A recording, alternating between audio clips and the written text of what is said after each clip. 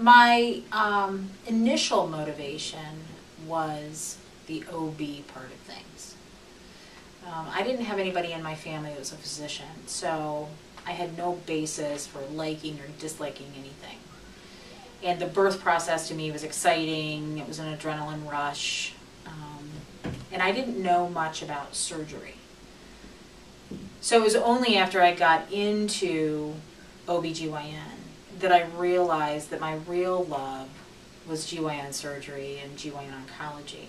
But I initially went into it for obstetrics.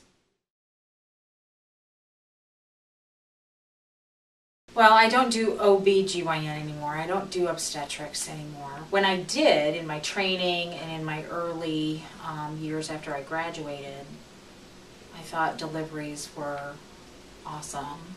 It was a happy time. There wasn't a lot of sadness. That was really good. But I think now my rewards are really, really different in oncology.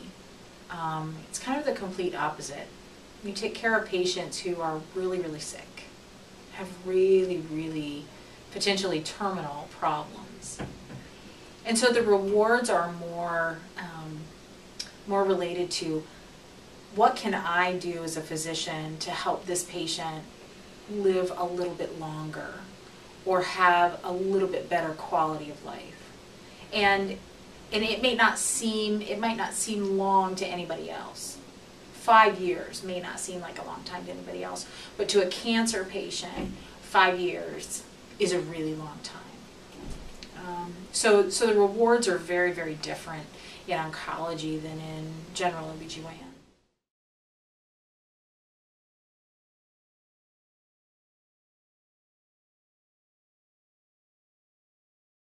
So let's talk first about what I look for in an OB/GYN resident candidate. I talk with a lot of medical students about this very issue. OB/GYN right now is very competitive. But competitive does not mean that you have to have the top board score in the nation or in the top 10. It means that you have to have a decent score, but decent is very variable, okay? It means that you have to have recommendations that comment on things that indicate that they know you very well. You definitely want someone to go out on that limb for you. To have someone say, we would really like this medical student to stay in our residency. I also look for people who are hard workers without complaint. That seems like something everybody would have. It's not. Those are not qualities that everybody has. And that's a very, very key element in being teachable during residency. For GYN oncology applicants, for fellowship, it's a completely different ballgame. There you're looking for research that has been done. You're looking for something that sets them apart on another level to get into GYN oncology, and that is extremely competitive. There are about 33 positions in the country each year, and there are usually over 100 applicants. And so it's very, very difficult to get into GYN oncology. I was told I probably wouldn't get in, and I did. So just because something's competitive doesn't mean you've got to be the one, the only, the greatest at everything, at all.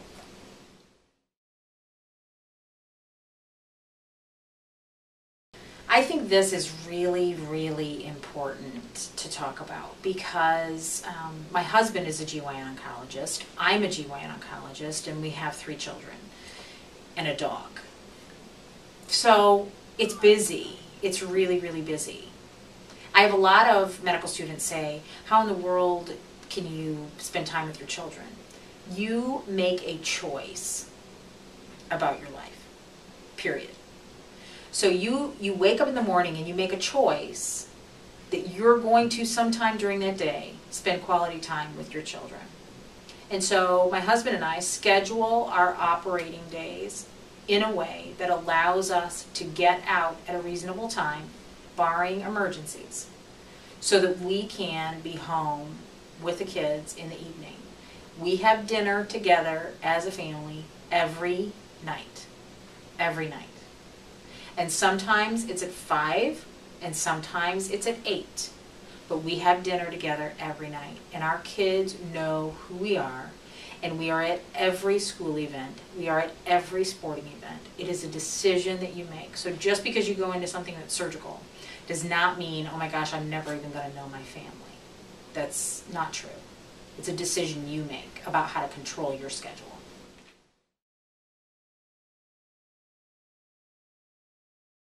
Probably the biggest challenge for people who go into OBGYN and GYN oncology is controlling your life. OBGYN physicians, they're on call.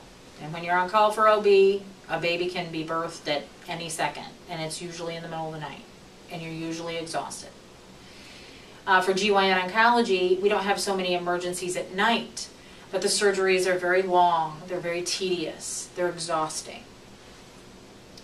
And so I think it is controlling what your limits are, learning what your limits are in terms of providing the best care you can for your patients and being the best spouse or the best parent that you can be.